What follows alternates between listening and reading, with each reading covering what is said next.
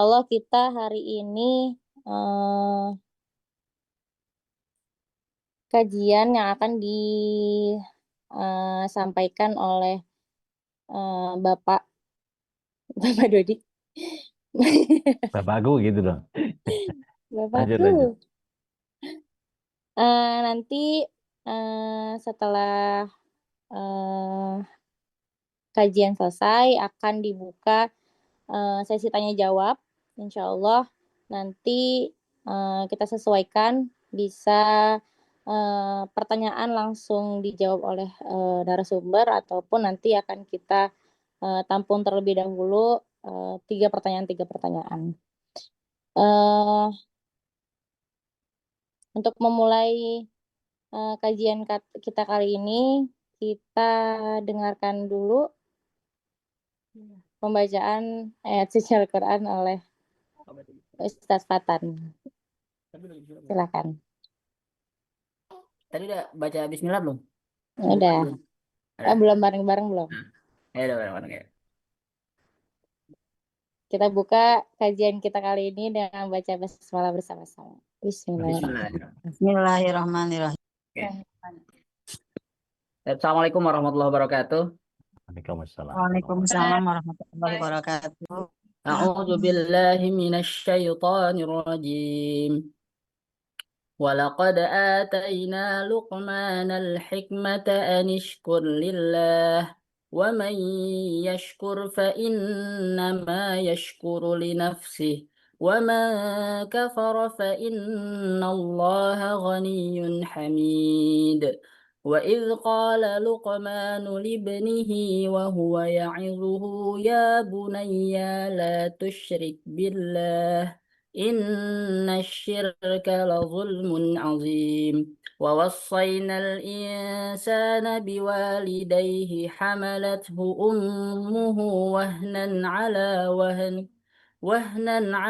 وهن وفصاله في عامين أن اشكر لي ولوالديك إلي المصير وإن جاهداك على أن تشرك بي ما ليس لك به علم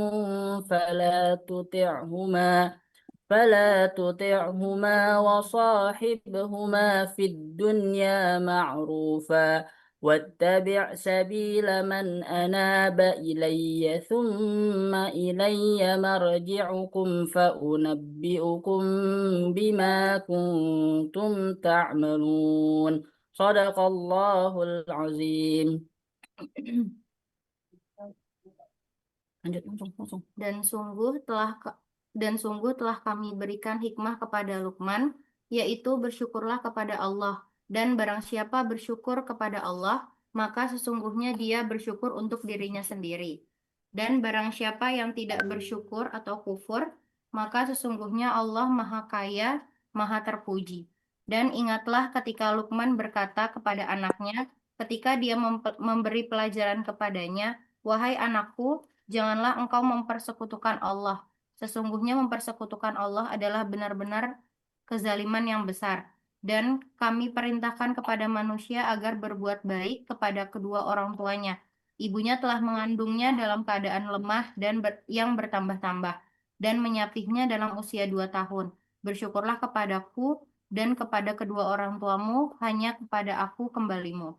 Dan jika keduanya memaksamu untuk mempersekutukan aku dengan sesuatu yang engkau tidak mempunyai ilmu tentang itu, maka janganlah engkau menaati keduanya, dan pergaulilah keduanya di dunia dengan baik, dan ikutilah jalan orang yang kembali kepadaku. Kemudian hanya kepadaku tempat kembalimu, maka akan aku beritahukan kepadamu apa yang telah kamu kerjakan. Surat Luqman ayat 12 sampai 15. Sadaqallah.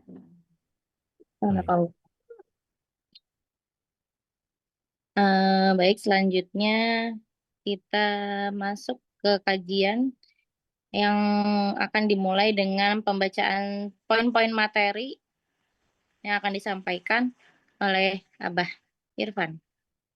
Dipersilakan. Oleh suami saya gitu. Mantunya Pak Dodi. Lanjut, lanjut. Pak.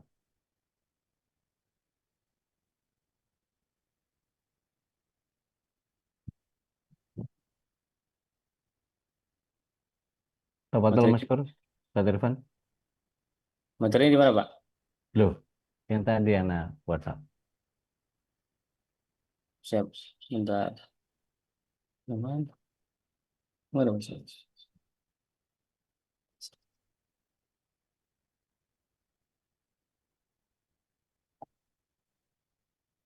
Di WA? Itu mau dulu, Pak. Di Oke. grup keluarga kecil. Oh, ini. Baik, bismillahirrahmanirrahim. Assalamualaikum warahmatullahi wabarakatuh. Waalaikumsalam warahmatullahi wabarakatuh. Insyaallah kita akan membahas mengenai poin-poin penting tentang akidah ya, Pak. Iya. Yang pertama adalah siapa Allah? Pencipta, pemelihara, dan satu-satunya yang berhak disembah. Rububiyah dan uluhiyah. Ini Anda langsung bacakan poin kedua atau gimana, Pak? Oke, Anda jelasin satu-satu ya. Ya. Baik. Bismillah. Wassalamualaikum ala Rasulillah. Bapak Ibu yang dirahmati Allah Taala, dasar Islam satu ini bab akidah.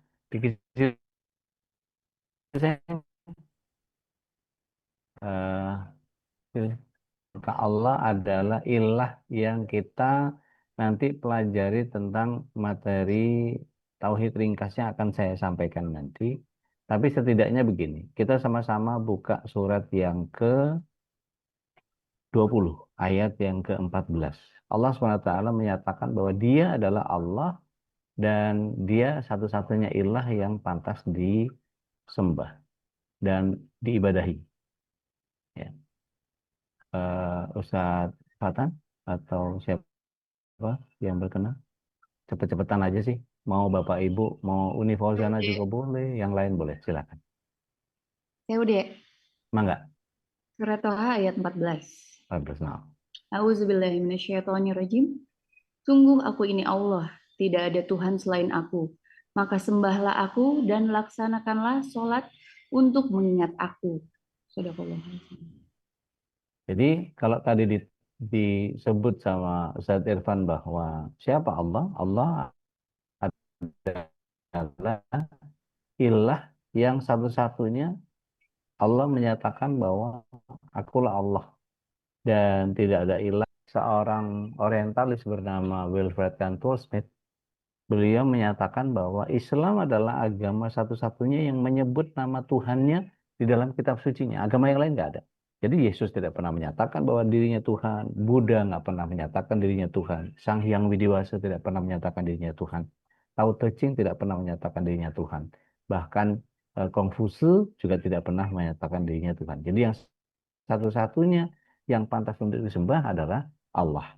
Dan apapun sebutannya untuk Allah, apakah Tuhan, apakah yang di atas, dan seterusnya nanti kita bahas di pembahasan yang lain. Kemudian apa yang harus kita sikapi dengan keberadaan Allah? Kita perlu tahu bahwa kalau disebut materi tauhidnya nanti akan saya jelaskan bagaimana rububiyah, uluhiyah, dan asma wa sifat. Itu nanti akan kita bahas di bahasan yang selanjutnya. Tapi setidaknya begini. Allah SWT sudah menciptakan kita. Kita sama-sama buka surat yang ke-51, ayat yang ke-56. Di situ Allah SWT menyatakan, Allah SWT menciptakan manusia dan jin hanya untuk beribadah kepada Allah. Jadi kita semua ini Abdullah. Harus mampu menjadi Abdullah. Harus menjadi hamba-Nya Allah. Tidak boleh yang lain. Jadi apapun yang kita kerjakan, tugasnya hanya untuk beribadah saja. 24 jam ibadah? Iya. Kita cuma 24 jam ibadah. Jadi ngapa-ngapain ibadah? Ngapa-ngapain ibadah? Semuanya ibadah? Iya, semuanya ibadah. Terus nggak ngapa-ngapain? Justru semua ngapa-ngapain jadi ibadah. Maka nanti di bahasan tentang bagaimana Rasulullah SAW beribadah kepada Allah Taala, semua jadi ibadah karena melibatkan Allah Taala. Baik, di Al-Fatihah ayat yang kelima kita sama tahu. Iyyaka na'budu wa iyyaka nasta'in. Hanya kepada Engkau lah kami menyembah dan hanya kepada Engkau kami mohon pertolongan. Artinya begini, tujuan hidup manusia adalah mengakui, menghubungi, mengabdi kepada Allah bukan sekedar ritual kosong, tapi pengakuan total atas posisinya sebagai pencipta, penjaga, dan objek penghambaan gitu. Nah, ada beberapa hadis yang relevan. Artinya kalau hadis sahih menyebutkan beberapa nama-nama Allah, ada bagian yang kemudian nanti akan saya bahas tentang bagaimana memurnikan pemahaman tentang bagaimana Allah SWT harus kita pertuhankan. Itu yang pertama. Kemudian kalau yang kedua, tadi dikatakan bahwa Allah itu harus diibadahi. Mungkin bagian yang kedua mungkin Ustaz Irfan bisa baca materinya yang kedua.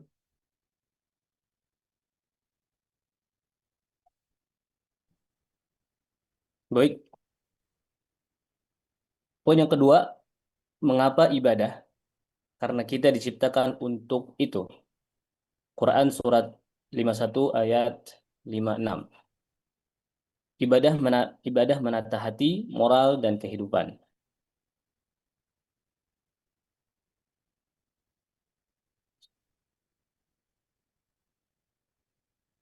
Baik. Ya. Izin saya jelaskan. Jadi bagian yang kalau kita pahami bahwa Allah SWT adalah zat yang harus diibadahi, maka selanjutnya ada bagian yang kemudian kenapa kita mesti beribadah kepada Allah Tabaraka wa Ta'ala? Karena tidak mungkin Allah SWT memberikan kepada kita sesuatu kecuali kita memang harus menjadikan Allah sebagai sumber atau awal segala sesuatu. Jadi segala sesuatunya harus memulainya dengan Allah, mengakhirinya dengan Allah, menetapinya bersama Allah. Jadi kalau nanti di bahasan bahwa Allah itu harus jadi prioritas utama, maka nanti di bab tauhid itu di bagian yang kemudian kita pahami sebagai memahami bahwa pengesaan itu hanya ditujukan kepada Allah saja, gitu ya. Mari kita lihat bahwa di dalam tauhid rububiyah misalnya. Jadi kalau yang saya pahami ada tauhid rububiyah, ada tauhid uluhiyah, ada asma wa sifat. Jadi kalau sebenarnya sekedar tauhid rububiyah, semua orang menjadikan Allah sebagai Rabb, sebagai pencipta, sebagai pengatur, sebagai pemelihara, sebagai pemberi nikmat. Dia adalah menguasai kita, merajai kita, dan Allah yang berwenang, dan Allah yang sebagai tempat bergantung.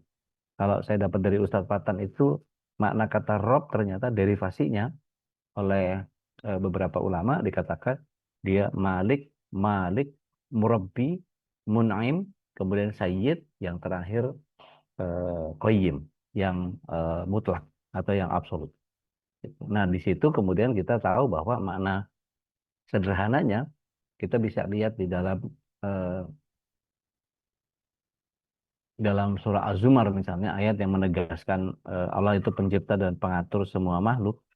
Allahu khaliqul kulli syai', gitu ya. Jadi Allah itu satu-satunya yang menciptakan, memberi rizki, menghidupkan, mematikan, dan mengatur zahirnya alam semesta ini. Artinya begini, kalau kita kemudian bergantung kepada Allah dan harus menghadirkan kesyukuran, maka saat menghadapi musibah, mengakui bahwa hikmah yang datang dari Allah, kita tidak bisa menyalahkan realitas semata, sebab akibat itu cuma bagian dari karena sesuatu itu tidak akan pernah terjadi kecuali atas izin Allah. Jadi anak bisa, kayak misalnya contoh yang paling gampang, Afan Kurniawan apa Afan Setiawan yang martir di waktu terlindas itu, yang apa demonstran yang ojol, dia nggak ikut demo tapi mati itu. Siapa Afan coba? Afan Kurniawan ya? Afan Kurniawan ya.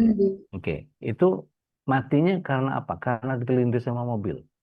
Tapi kalau sejauh kita memahami bahwa Allah memang ingin mewafatkan beliau, gitu. Jadi kalau kita lihat gambar besarnya adalah Allah ingin mewafatkan beliau dalam keadaan seperti itu. Jadi artinya apakah sepenuhnya bisa disalahkan polisi yang nabrak dia? Enggak, gitu. Karena apa? Apapun yang terjadi itu adalah urusan Allah Subhanahu wa taala. Bisa nggak ketabrak, nggak mati, cuma cacat doang? Bisa saja, tapi Allah ingin mewafatkan beliau dalam keadaan seperti itu. Nah, eh, ulama-ulama klasik menempatkan pengenalan rububiyah ini sebagai langkah awal, kenali dulu penciptanya sebelum menunaikan haknya. Karena tanpa pengetahuan rububiyah, ibadah bisa kehilangan makna. Siapa yang beri hujan? Gitu. Pasti Allah Rabb kita. Yang menciptakan, mengatur hujan untuk rezekinya. Nah, kemudian Allah SWT itu harus difahami bahwa kalau Allah Rabb, semua orang-orang kafir Quraisy juga menyatakan Allah itu Rabb. Siapa Rabb kita? Allah. Tetapi mereka tidak mau menjadikan Allah sebagai ilah. Jadi, kalau cuma sekedar rububiyahnya saja, orang tidak serta-merta menjadi orang Islam. Kalau percaya Allah sebagai Rabb. Tapi kalau percaya Allah sebagai ilah, baru dia masuk ke dalam tataran Islam. Maka kemudian lafaz la ilaha illallah itu adalah tauhid uluhiyahnya. Jadi ubudiyahnya. Nah, ini mendedikasi ibadahnya hanya kepada Allah saja. Makanya tadi saya bilang, iyyaka na'budu wa iyyaka nasta'in. Dan kalau kita lihat di dalam surat 6 ayat 162 itu kita hafal di iftitah kita ya. Qul inna sholati wa nusuki wa mahyaya wa mamati lillahi rabbil alamin. Jadi tindakan ibadah, doa, sholat, puasa, sedekah, tawakal, cinta kita, takut kita, harap kita hanya ditujukan kepada Allah saja. Maka hindari syirik-syirik praktek yang menjadikan Allah SWT sebagai objek ibadah. Maka jangan ke kuburan minta sama kuburan. Jangan amit-amit ke pohon di kegelapan dan seterusnya gitu ya. Jadi luruskan setiap aktivitas ditujukan kepada Allah. Pendapat ulama, jadi uluhiyah ini sebagai inti tauhid yang mengubah orientasi hidup dari mengejar dunia semata menjadikan hidup bermakna untuk Allah. Kurang lebih seperti itu. Kita buka surat 28 ayat yang ke-77. Ada yang berkenan baca? Silakan. Siap, Bude. Mangga. Auzubillahiminasyaitonirrajim. Dan carilah pahala negeri akhirat dengan apa yang telah dianugerahkan Allah kepadamu. Tetapi janganlah kamu lupakan bagianmu di dunia dan berbuat baiklah kepada orang lain, sebagaimana Allah telah berbuat baik kepadamu. Dan janganlah kamu berbuat kerusakan di bumi. Sungguh Allah tidak menyukai orang yang berbuat kerusakan. Masya Allah. Jadi kalau kita pengen ngajarin anak untuk mengucapkan niat sebelum beramal itu sholatnya karena apa? Karena dimarahin mama, karena gurunya galak, karena bapaknya kejam. Tetapi kita tumbuhkan keinginan dia, yuk kita berdoa yuk sama Allah yuk, biar Allah kasih berkah. Itu bagian daripada cara kita mengajarkan kepada anak, yuk kita minta sama Allah. Jangan minta sama Bapak, minta sama Allah. Nanti Allah turunin rezeki lewat Bapak. Bapak yang akan dikasih rezeki. Jadi selalu berusaha untuk mendahulukan Allah dulu. Nah, terakhir mungkin secara sederhana, asma wa sifat, nama-nama Allah. Jadi ada yang berkenan membaca surah Al-A'raf ayat 180? Silakan.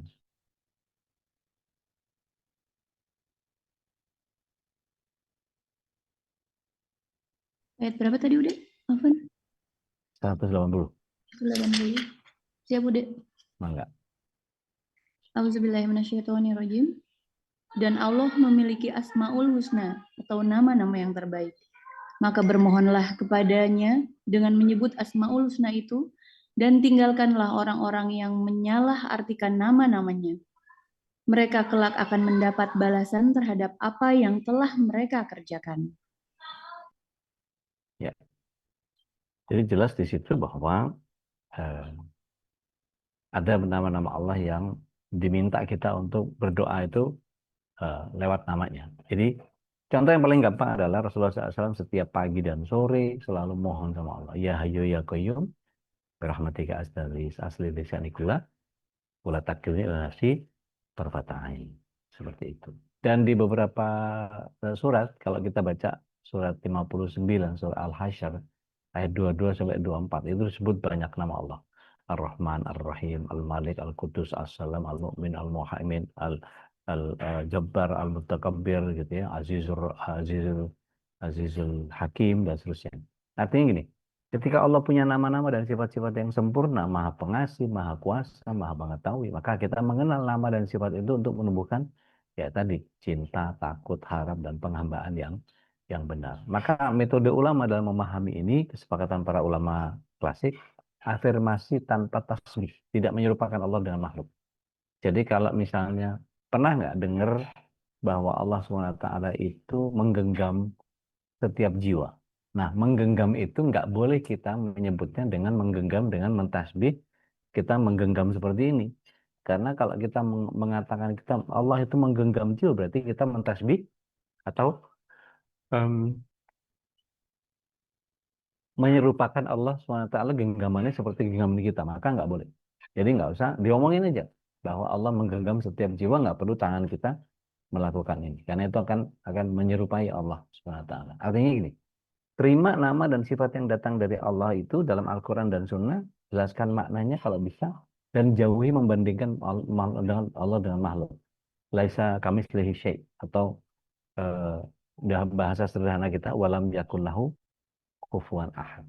Jadi Ar-Rahman itu penyayang, Al-Khaliq itu pencipta. Lalu kaitkan contoh ketika Allah sayang sama kita, bagaimana caranya Allah sayang sama kita? Ketika sakit diberikan obat, didoain, sabar. Itu bagian yang kemudian kita bisa pahami. Bagaimana pengenalannya? Yang paling gampang adalah meneguhkan kepastian bahwa hidup di dunia dan hidup ini diatur sama Allah. Sehingga kita tahu bahwa untuk menghilangkan kebingungan dan keputusasaan, ada bagian yang Allah SWT ingin atur kita, tetapi ada bagian yang kita juga berharap kepada Allah. Itu dari sisi tauhid rububiyah.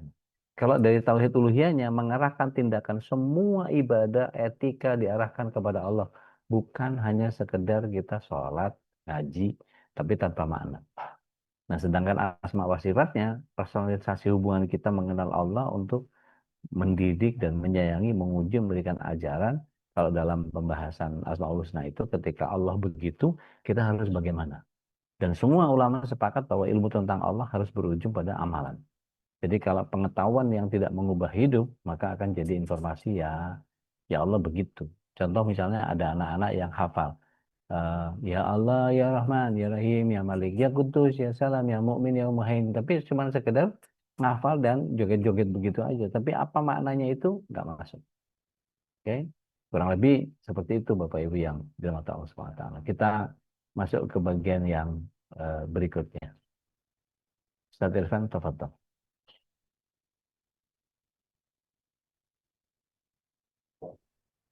Berarti langsung masuk ke poin 4 ya, Pak. Ya, silakan. Praktik sederhana, biasakan membaca lafaz Bismillah, Alhamdulillah, Subhanallah. 3 lafaz ini menanamkan tauhid dalam aktivitas sehari-hari. Masya Allah. Jadi kalau kita memulai, kalau dulu itu ada nasyid dari Malaysia ya. Dimulakan dengan Bismillah, disudahi dengan Alhamdulillah. Begitulah sehari dalam hidup kita, mudah-mudahan dirahmati Allah, gitu baru mudah-mudahan ya. Artinya kalau kemudian Bismillah dan Alhamdulillah itu, kalau Bismillah memulai segala sesuatu, Alhamdulillah itu untuk menutup sesuatu. Yang sederhana dulu itu. Bahwa kemudian nanti ada doa-doa yang spesifik yang Rasulullah SAW ajarkan kepada kita nanti di bagian yang lain. Sedangkan subhanallah, mensucikan Allah itu adalah bagian yang sering kali diucapkan ketika kita mendapati sesuatu yang konotasinya negatif. Jatuh misalnya, atau sesuatu yang tidak nyaman. Maka subhanallah itu jadi bagian yang merespon sesuatu yang sifatnya negatif. Kecelakaan misalnya, subhanallah. Maha suci Allah dari kegiatan itu. Gitu. Tapi kalau kita kagum, maka Masya Allah. Gitu ya. Masya Allah, tabarakallah. Dan kalau kita kagum kepada orang, kita tidak boleh menyebut Allahnya, justru memberikan doa itu kepada orang. Barakallahu fiik. Allahu yubarik fiik. Allahumma barik, dan seterusnya. Gitu. Nah, seperti itu yang kemudian kalau kita ngamalin gitu ya. Bismillah itu dipakai sebelum makan, memulai pekerjaan, masuk sesuatu gitu ya. Selepas itu sesuatu yang misalnya kita nutup pintu maghrib, nutup jendela, misalnya Bismillah, Bismillah. Maka dalam sunnahnya juga dikatakan satarahu Bismillah, tutuplah segala sesuatu dengan Bismillah. Begitu juga dengan ujian-ujian yang ketika bersyukur telah dapat nikmat, Tapi lafaz yang bersin itu kenapa baca alhamdulillah?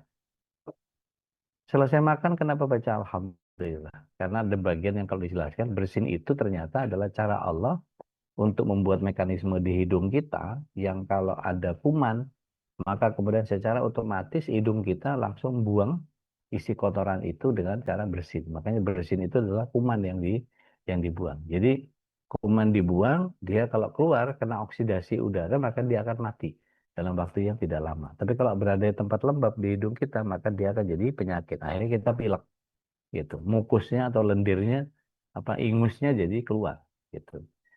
Eh, Kalau yang punya garam mungkin bisa kumur kumur pakai garam di hidung. Ini bukan mau ngomongin Zamira ya, tapi garam yang mana saja boleh dilakukan. Nah, maka subhanallah ini mengagumkan ketika melihat ciptaan Allah, menyadari kekurangan diri atau menyesali kesalahan. Misalnya melihat sesuatu yang indah itu boleh juga dengan subhanallah, tapi lebih banyak dilakukan oleh Rasulullah SAW dengan konsep menghindari sesuatu. Taib, kalau kita pahami bahwa sebelum makan baca Bismillah, setelah makan Alhamdulillah, setelah bersin Alhamdulillah, lihat pemandangan indah Subhanallah. Gitu. Jadi kalau bisa dibiasakan anak-anak kita untuk memulai dengan Bismillah. Ucapkan apa? Mungkin awal-awal mungkin belum terbiasa, tapi lama-lama kalau terus begitu kan, bangun tidur Alhamdulillah, mungkin belum bisa lengkap. Tambah latihan nih misalnya, Alhamdulillah, Alhamdulillah, Alhamdulillah. Maka sesuaikan kemampuan, sehingga kita punya habit stacking gitu ya, ada peningkatan-peningkatan gitu. Misalnya tambahin dari nyebut Bismillah untuk nambahin niat apa. Bismillah mau bikin apa gitu. Atau Alhamdulillah untuk makanan apa. Jadi dikasih makan itu Alhamdulillah. Ini dikasih bapak anu, dikasih eyang anu, dikasih makanan tetangga ini dan seterusnya. Nanti kita lihat yang konsisten selama 7 hari misalnya kita bisa kasih pujian, kita bisa kasih macam-macam gitu. Dan tentu anak akan niru orang tua ya, dan orang tuanya harus konsisten. Jadi kalau micro practice-nya lebih baik konsisten daripada banyak tapi nggak rutin gitu ya. Kita bisa nggak bikin kartu bergambar gitu, tulis Bismillah, tulis Alhamdulillah, atau rekaman suara untuk diulang. Bismillah. Kita bisa pakai apa voice note gitu ya, atau pakai video note. Bismillah, Alhamdulillah, Subhanallah. Gitu. Nah itu bisa disampaikan atau diajarkan. Kalau kita ngelihat pelangi, boleh nggak? Kita bilang Subhanallah, Maha Suci Allah yang sudah bikin pelangi. Gitu. Nah, boleh kita mengajarkan kepada anak misalnya, nak, sebelum makan kita baca Bismillah ya. Kita mulai dengan nama Allah, biar makanannya berkah. Ajarin juga bahwa makan tuh sampai habis karena kita nggak tahu berkahnya ada di sebelah mana. Begitu selesai, Alhamdulillah, kita bersyukur Allah kasih makanan ini. Nah, itu dibiasakan yang begitu. Lihat sesuatu yang burung cantik misalnya, subhanallah ada kupu-kupu, iya ada burung, ada ini, ada itu, apa segala macam gitu. Karena hanya Allah yang menciptakan keindahan itu. Seperti itu. Nah, mari kita lihat beberapa parafrase dari beberapa imam di zaman dulu itu. Ilmu tentang Allah harus menyejukkan hati, mengenalkan tauhid berujung pada khusyuk dalam ibadah. Dan kalau Ibnu Taimiyah mengatakan bahwa menekankan penegasan nama dan sifat Allah sesuai teks, lalu menerapkannya dalam ketundukan hidup. Jadi, kira-kira kalau kita ini mau sesurga, sekeluarga, kira-kira di surga ada teriakan nggak? Kalau nggak ada, ayo kita biasakan nggak ada teriakan di rumah. Sehingga kita sudah menciptakan surga di rumah kita sendiri. Maka para ulama kontemporer mayoritas menggarisbawahi bahwa tauhid ini bukan dogma, tapi dia membentuk etika, menjaga hukum dan psikologi umat. Artinya kalau ilmu tauhid dari sisi akidah ini harus mengubah cara pikir, interaksi dan beribadah sehari-hari. Nah, mudah-mudahan ini jadi bagian yang setiap kita punya pemahaman yang mendasar tentang ini. Saya serahkan lagi ke pembawa acara, Tafadhol Maskur.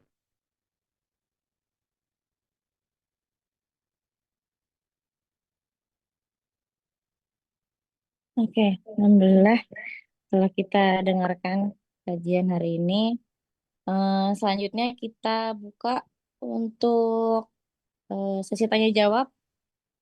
Untuk yang mau bertanya, dipersilakan boleh raise hand atau lewat chat,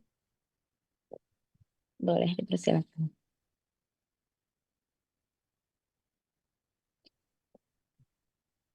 Sudah ada Oli? Assalamualaikum warahmatullahi wabarakatuh, Ude. Assalamualaikum warahmatullahi wabarakatuh. Kan Ude mengenai Alhamdulillah, Bismillah gitu. Dan saya juga mungkin memang belum ada anak yang saya lahirkan untuk dididik secara style saya, namun Langsung, ya. ada anak didik gitu kan. Kadang memang saya mencoba menerapkan membaca Bismillah, kemudian di akhir itu Hamdalah, kemudian Surat Al-Asr. Nah, namun kadang kan tadi ada majelis yang kayak menggunakan kafaratul majelis ya udah. Ya. Nah, itu saya pribadi kayak takut mereka tuh kayak aduh lama banget kan mau istirahat gitu deh. Jadi mohon arahannya, apakah nggak apa-apa saya cuman pakai Alhamdulillah dan Al-Asr aja atau Ya. diselang-seling dengan kafaratul majelis, atau ya udah sih nggak apa-apa ditambahin biar pembiasaan gitu aja. Iya. Bismillah, salatu wassalamu ala Rasulillah. Ini Ustadz Irfan sama Ustadz Fatan kalau mau nambahin, tafadhol ya. Di pemahaman aneh bahwa kita membiasakan sunnah yang datang dari Rasulullah SAW itu adalah sebuah keutamaan gitu ya. Tapi kalau kita belum bisa masuk ke tataran yang paling ideal, nggak apa-apa. Kita tutup dengan Alhamdulillah ya. Kita tutup dengan Alhamdulillah ya. Alhamdulillah, nggak ada masalah. Gitu. Tapi kalau kepengen kita dapat fadilahnya dari apa yang datang dari Rasulullah SAW, maka biasakan dengan itu. Kita kasih tulisannya agak gede gitu. Subhanaka, kita tuntun mereka. Allahumma wa bihamdika asyhadu an la ilaha illa anta astaghfiruka. Nanti lama-lama hafal kok mereka. Sama kayak Al-Fatihah, insyaallah. Wallahu a'lam. Ya udah. Mungkin yang mau aja gitu dulu kali ya. Iya. Yang Iya. kalau mau istirahat duluan ya udah istirahat. Oke. Oke, Ustaz Fatan, tafadhol. Assalamualaikum, Ude. Waalaikumsalam warahmatullahi Masya wabarakatuh. Allah, Ude materinya. Pak, saya mau tanya, Pak, terkait nawakidul iman atau yang membatalkan keimanan. Jadi, biasanya nih, kemarin kan pas banget lagi hujan tuh. Kita nih udah punya banyak kegiatan yang udah disusun jadwalnya. Terus tiba-tiba hujan. Kita banyak orang yang suka bilang, ya elah hujan lagi. Gitu. Atau misalkan, hujan lama banget sih berhentinya. Saya kesel tuh. Apakah itu termasuk menghina Allah yang kemudian itu bisa membatalkan keimanan, atau hanya karena kan itu asma wa sifat, Ya. atau hanya nggak sampai membatalkan tapi berdosa. Salah satu contohnya ya yang hujan itu, sebenarnya banyak hal lagi. Kemudian yang berikutnya adalah ketika misalkan ada suatu syair atau lagu, saya pernah bikin konten bahwa ada satu lagu itu yang di dalamnya itu kayak kata-kata membatalkan keimanan, misalkan ya, yang lagu zaman dulu di Indonesia tuh haruskah ku mati karenamu. Nah, harus ku mati kan karena Allah ya Pak. Tapi itu Ya. hanya sebatas nyanyian. Kita boleh tetap nyanyi itu. Maksudnya kalau misalkan ini ya nyanyian itu nggak haram. Atau itu justru jadi membatalkan karena sadar dan eh, kita tahu artinya. Kira-kira itu Baik. membatalkan keimanan dan harus syahadat lagi atau tidak? Terima kasih. Masya Allah, Masya Allah, Masya Allah, Masya Allah. Dikit pertanyaan tapi susah nih. Baik, Bismillah. Ketika nawakidul iman atau pembatal keimanan itu muncul di kitab, para ulama, terutama Syekh Muhammad bin Abdul Wahab dan beberapa ulama yang lain, itu ada sekitar 10 yang menyebabkan orang menjadi pembatal keimanan. Tapi kalau cuma sekedar dia kesal sama hujan karena apa yang dia lakukan, rasanya belum sampai kepada tahapan itu. Atau mungkin dia tidak memahami sunnah bahwa hujan itu rahmat. Kalau orang hujan itu rahmat, maka dia bahkan nggak perlu payungan. nggak perlu sibuk pakai jas hujan, nggak perlu sibuk, bahkan dia buka bagian tubuh atasnya, bagian baju atasnya, dan dia hujan-hujan gitu. Makanya kalau saya ngajarin anak-anak itu hujan-hujanan malah saya senang. Tapi biasanya hujan yang pertama, di 5 menit pertama itu saya hindarkan dulu. Karena biasanya asam sitrat, asam sulfat yang ada di awan itu masih mengandung kotoran. Sehingga masih kotor lah. Tapi setelah 5 menit pertama, kalau hujannya masih deres, biasanya itu sudah airnya air murni. Dan itu betul-betul datang dari minal ma' yang Allah SWT hadirkan. Gitu. Nah, kalau hujan itu kemudian orang nggak tahu bahwa itu adalah rahmat, mungkin dia belum sampai ilmunya kepada dia. Ya, jangan langsung kita langsung tuduh dia apa batal imannya apa segala macam dan seterusnya. Itu yang pertama. Yang kedua, kalau ada syair yang sesuatu memang dia niatkan untuk itu, maka ya otomatis batal. Tapi kalau dia tidak merasa bahwa yang dia maksud bukan itu, gini misalnya, kita ketika orang mengatakan apa hukumnya seseorang yang eh, apa eh, dia berbakti kepada selain Allah, apa namanya? Istilahnya apa? Orang yang berbakti kepada selain Allah namanya apa? Syirik. Orang yang berjanji tidak kepada Allah apa namanya? Musyrik. Oke. Orang yang mengabdi bukan kepada Allah apa namanya? Musyrik. Oke. Berarti seluruh Indonesia ini begitu nyanyi padamu negeri kami berbakti, musyrik. Padamu negeri kami berjanji, musyrik. Bagimu negeri, itu. Bagimu negeri jiwa raga kami. Oh, musyrik semua itu orang. Tapi kan tujuannya bukan untuk itu. Maka tidak serta-merta ketika dia mengucapkan sesuatu yang memang dia tidak tujukan untuk itu, maka tidak langsung dihukumi seperti itu. Wallahu a'lam. Bisawab. Ya. Itu yang Ustaz. Ya, syukran Pak. Afwan. Barakallah. Teh Nadia emang enggak? Assalamualaikum warahmatullahi wabarakatuh. Boleh Umi nanya? Salam. Masya Allah Umi. Sehat Umi. Alhamdulillah. Masya Allah. Kangen sama telur baladonya. Boleh. Nanti dikirim ya Ustaz. Gimana Umi? Gimana Umi? Boleh nanya. Ini Ustaz, di luar dari keluarga nih Ustaz ya, Iya. yang kerja di rumah anak nih, ada yang nggak pernah sholat. Kita udah menegur kalau sholat itu kewajiban atau sama juga dengan kebutuhan kita harus makan. Iya. Ya. Ternyata kita udah memberi nasihat, harus kita kan muslim harus mengerjakan kewajiban yang diperintahkan oleh Allah ya. Ternyata jawabannya terlalu menyakitkan hati. Gimana itu Ustaz solusinya? Baik. Bismillah. Salatu salam ala Rasulillah. Ada yang bisa bantu Umi nggak baca surat 28 ayat 56?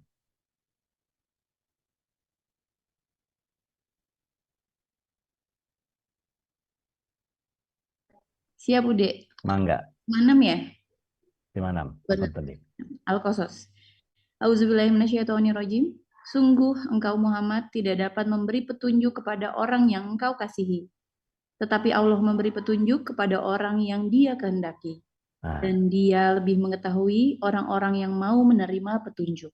Masya Allah. Jadi, begitu Umi, kalau kemudian di ayat itu saja Allah SWT menyatakan kepada Nabi Muhammad SAW, La yahdi man ahbabta. Engkau tidak akan bisa memberikan hidayah kepada orang yang kau cinta. Walakin Allah yahdi man yasha. Tetapi Allah justru memberikan hidayah hanya kepada yang dikehendaki sama Allah. Kita yang penting sudah mendakwahi, sudah mengingatkan bahwa dia masih kekeh sumekeh pararikeh ngotot parotot. Sudah bukan tanggung jawab kita lagi. Tolong dibantu surat yang ke-7 ayat yang ke-199.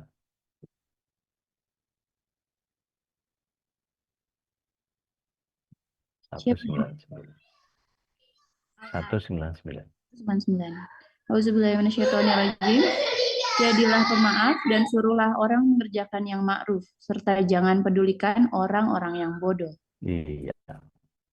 Jadi kalau sudah begitu, sudah. Yang penting dikasih tahu. Udah kasih tahu. Jadi nanti pada saat pertanggungjawaban kepada Allah, itu kenapa orang-orang di sekitarmu kok pada nggak mau sholat? Saya udah kasih tahu ya Allah, dianya aja yang ngotot, dianya aja ngeyel, dianya aja tambeng, dianya aja kopoh, dianya aja keras kepala. Gitu. Saya udah kasih tahu. Yang penting jangan berhenti mendoakan, jangan berhenti mendakwahi. Karena kita nggak tahu bagian yang mana yang Allah SWT akan kabulkan doa kita, hidayah yang dari siapa atau dari jalur siapa yang kemudian membuat dia menjadi tergerak hatinya untuk kemudian melaksanakan sholat itu sendiri. Wallahu a'lam. Begitu Umi? Insya Allah. Masya Allah. Fiik, barakallah. Masya Allah. Mbak Dina, monggo Mbak Dina. Hai, Assalamualaikum Ude dan Waalaikumsalam. semuanya, salam Masya kenal dari Allah, Dina Masya Allah, Ansya. Masya Allah.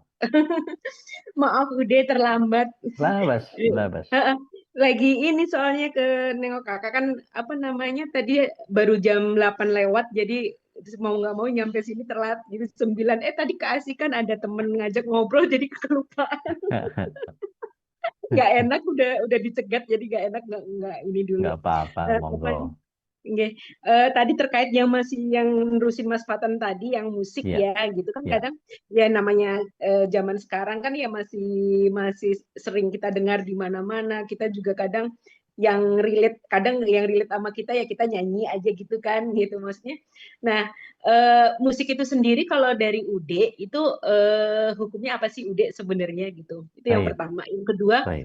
Yang kedua, kadang dari musik itu pun kadang kalau saya pribadi gitu, malah kadang kayak hidayah tanda kutip gitu. Jadi kadang kita dengerin lagu gitu, kadang ada yang oh ini kok relate ya. Jadi kayak Ya, ada kadang kan musik kan ada syair-syair yang memang deep gitu syairnya gitu kan. ya. Ya itu kadang yang membuat kita apa ya jadi Haji. termotivasi untuk samping duduk apa gitu Ya, jadi ya. kayak kita kalau baca Al-Quran kita baca buku itu Baik, kan kadang ada insight yang kita bisa ambil gitu. baik, Nah, baik. nasihat Ude seperti apa gitu kalau kita masih bukan mengimani ya tapi kadang apa ya kadang kita masih Dapat gitu ya. masih masih nyantol aja gitu Ude maksudnya sama musik gitu. Oke, Nggih, minta baik. nasihatnya Ude Baik, nuhun. bismillah. Salatu wassalamu ala Rasulillah. Kalau bicara tentang alat musiknya sebetulnya, saya lebih cenderung antara musik dengan alat musiknya mesti dibedakan. Musikalitas di dalam Islam itu justru banyak ulama yang mengerti tentang musikalitas.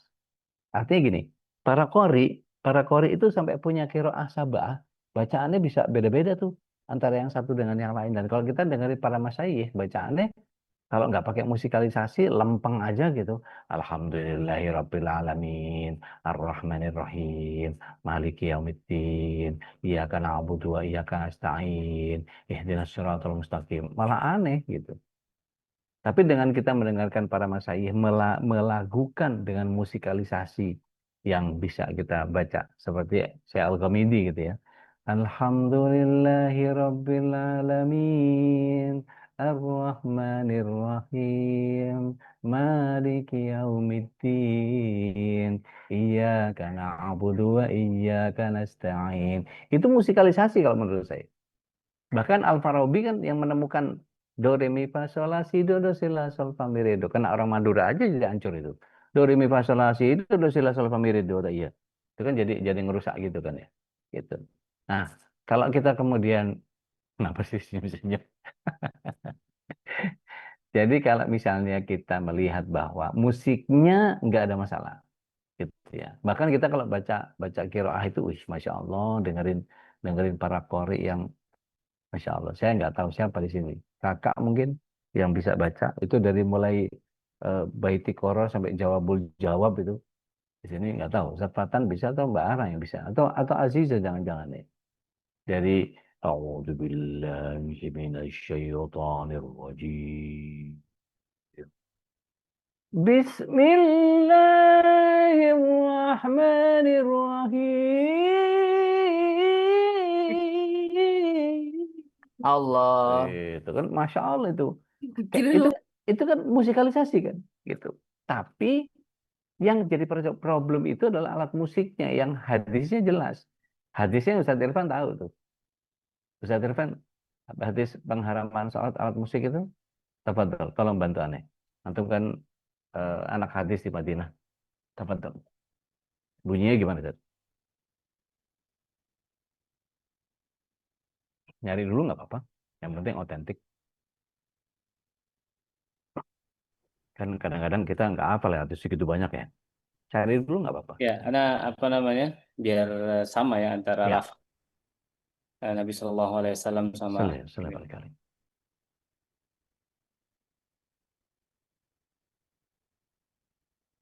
sebentar. Ara bisa, Pak. Ara apa? Apa?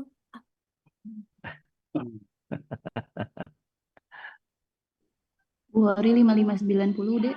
Ya. Masya Allah.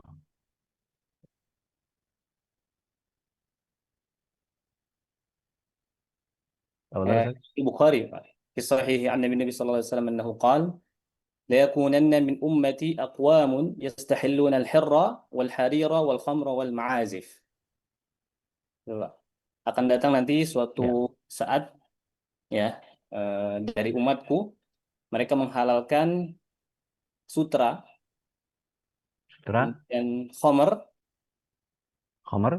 ya, kemudian ma'azif itu musik, alat-alat musik. Alat musik. Baik. Syukran. Jazakumullah. Ya. Jadi clear ya, Mbak Dina, alat musiknya jangan dilarang. Bukan musiknya. Nah, Berarti sebentar, let me finish. Aspek yang kedua adalah syair. Kan tadi Mbak Din bilang syairnya dapat banget nih, taci. Kayaknya kayak kita dapat Al-Qur'an tuh kayaknya, gue banget nih, gitu kan ya kadang-kadang. Lihat surat 26 ayat yang ke-221 sampai 227. Ada yang bisa bantu silakan.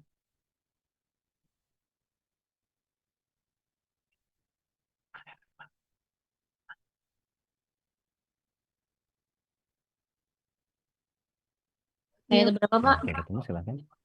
221 sampai 227. Surat 26. Sebelum dibaca begini, izinkan saya menjelaskan kenapa Allah SWT menggunakan satu-satunya profesi yang dimasukkan ke dalam nama Al-Quran, Asy-Syu'ara.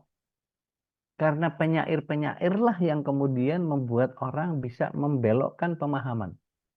Para penyair-penyair inilah yang kemudian memberikan satu pemahaman yang membuat orang, apakah dia menjadi beriman atau tidak beriman, dari syair-syair itu. Dan perlu diketahui bahwa orang-orang kafir Quraisy itu adalah para syu'ara, para penyair, gitu.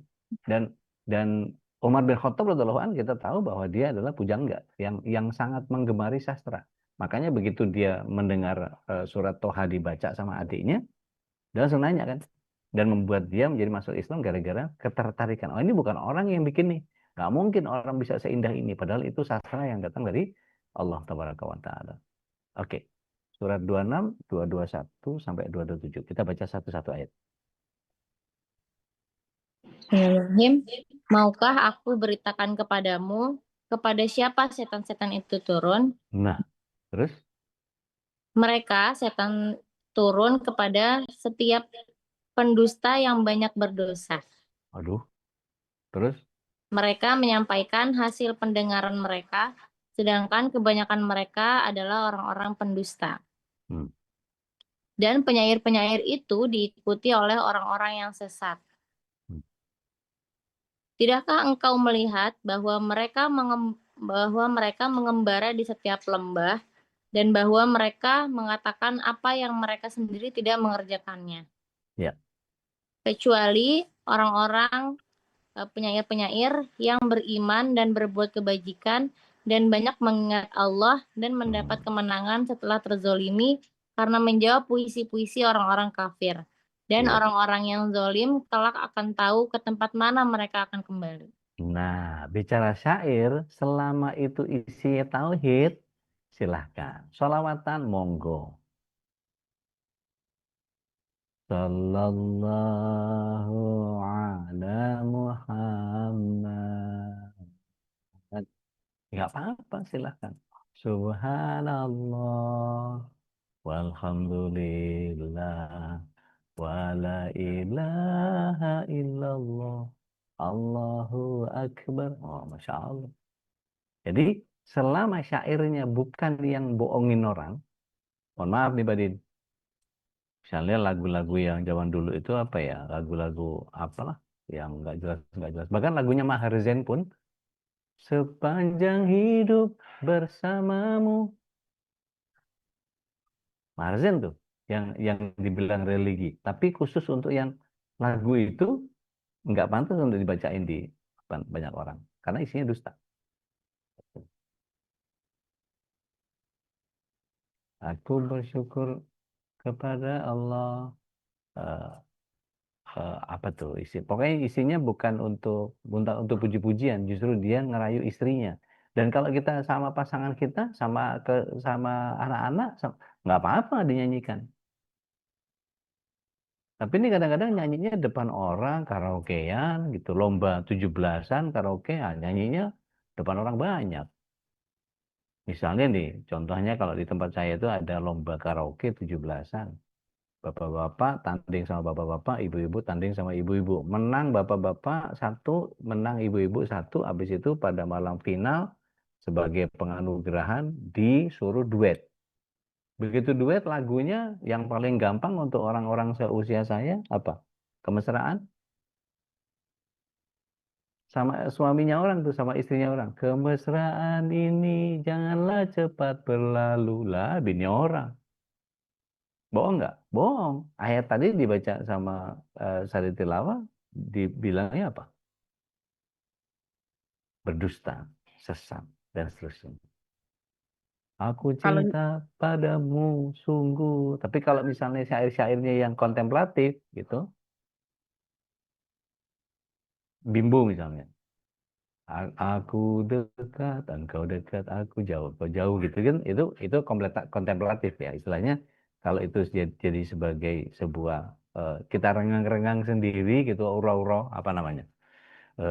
Bersenandung, monggo silahkan. Tapi asal jangan pakai alat musiknya, karena alat musiknya jelas dibaca tadi diharamkan. Wallahu a'lam. baik nuhun Ude. Nah, enggak. Tapi bisa bisa dipahami ya maksudnya ya. Iya, ya Jadi insya Allah. syairnya selama menyebut asma Allah dan lain-lain nggak ada masalah. Tapi begitu dia berdusta, kayaknya Maggie Z. Aku ini orang termiskin di dunia lah, royaltinya banyak banget. Manggung Pak Hakim dan Pak Jaksa, nggak ada Hakim Jaksa, yang ada penonton semua. Sudah berdusta. Ya, Afan Ude berarti kan kayak lagu-lagu yang hit sekarang itu kan banyak yang lagu galau gak jelas gitu-gitu itu yang betul, salah satunya yang betul, ya banyak madarotnya juga ya yang nggak usah betul, diinin ya betul. gitu. Malah Tapi malah kalau lagu-lagu yang kita nggak tahu meaningful gitu, malah bagus. Kayak Mm-mm. Ambyar, lagu Ambyar itu. Apa sih? Mm-mm. Rungkat, rungkat, rungkat. Gimana deh Aira apa? Rungkat, ente-entean. Itu kalau kita terjemahkan untuk urusan duniawi kita sama ukhrawi, masuk. Nggak ada masalah kalau emang tujuan kita buat itu. Nggak ada masalah. Artinya secara syair, aman. Artinya gini, banyak nggak orang yang begitu ngelihat promonya apa langsung beli punya ini apa langsung ganti ganti apa yang dia kepengen segala macam habis-habisan buat urusan dunia tapi kalau giliran buat sedekah nggak ada. Nah, itu rungkat kehidupannya akan rungkat. Tuh. Kalau kita perhatikan satu-satu apa syairnya rungkat itu bagus sebetulnya kalau kita mau mau lihat isinya gitu ya. Artinya kalau memahami isinya gitu ya. Eh, Nih, mau di sini ya, saya bahas sedikit aja eh, liriknya lagu lagu Rungkat itu. Rungkat ente-entean kelangan kowe sing paling tak sayang stop mencintaimu gawe aku ngeluh. Maksudnya kalau kita pahami kita udah habis-habisan buat duniawi nggak taunya hilang nanti dunia itu. Mungkin aku terlalu cinta, aku terlalu sayang, nganti ra krasa dilarani. Gitu kan. Itu kalau di apa di gurungkat gitu. Syairnya oke, bahwa ini sifatnya kontemplatif gitu ya. Terlalu cinta sama dunia, terlalu sayang sampai nggak berasa kalau kita disakiti sama dunia.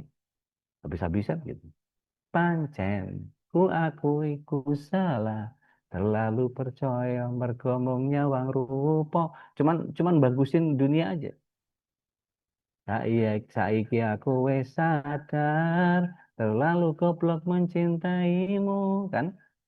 Begitu dia paham, rungka ente-entean, kelangan kowe sing paling tak sayang, pondokku melayang, teko tenan, tangis-tangisan, itu habis sudah, habis-habisan, sudah. Hancur cintanya, habis cuma buat mainan doang. Kalau kita relate sama em, surat Al-Hadid, surat 57 ayat 20, ya itu isinya. Gitu. Wallahu alam. Jadi kalau kita mau main lirik, maka liriknya yang betul-betul kontemplatif, nggak ada masalah. Gitu. Lagunya siapa? Sal Priadi, yang apa? Mungkin di sana kau tidak merasakan rasa sakit apa segala macam. Itu isinya kontemplasi tentang surga, tentang nikmat kubur. Gitu. Apa sih lagunya? Sal Priadi itu? Mungkin dengan catatan nggak melalaikan kali ya kalau misalnya untuk lebih bagus Betul, Quran betul. kan. Ada bagian itu. Nah, Betul. Gala Bunga Matahari apa nggak salah? Ya udah. Gala Bunga Matahari itu bagus banget kalau saya lihat liriknya ya.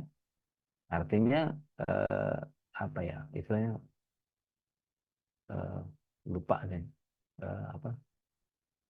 Adakah sungai-sungai itu benar-benar dilintasi dengan air susu? Juga badanmu tak sakit-sakit lagi. Orang-orang di sana muda lagi. Itu kan surga, itu gambaran surga. Gala bunga matahari apa gitu. Kalau saya lihat itunya, saya kadang-kadang kalau lihat ada orang nyetel nyetel itu, kadang-kadang saya mute lagunya gitu, tapi saya perhatiin liriknya. Gitu. Gitu sih Mbak. Wallahu alam. Siap udah nuhun. Mangga. Udah lebih sejam nih. Udah sejam seperempat ini. Tapi saya balikin lagi ke MC. Mudah-mudahan jadi manfaat buat kita. Dan insya Allah di pertemuan yang akan datang kita nanti pokoknya simak aja grup Muslim Madani ini, nanti kurang lebih seperti ini terus ya. Jadi ada MC, ada pembaca materi, ada pembaca ayat, ada yang bacaan syariat tilawah, terus kita keroyak bareng-bareng dari sisi pembahasannya. Nanti ustadznya nggak harus saya, boleh milih tuan guru, boleh milih siapa, Ustadz Hasan Bisri, bisa milih apa Ustadz Ahmad Hanif, boleh monggo.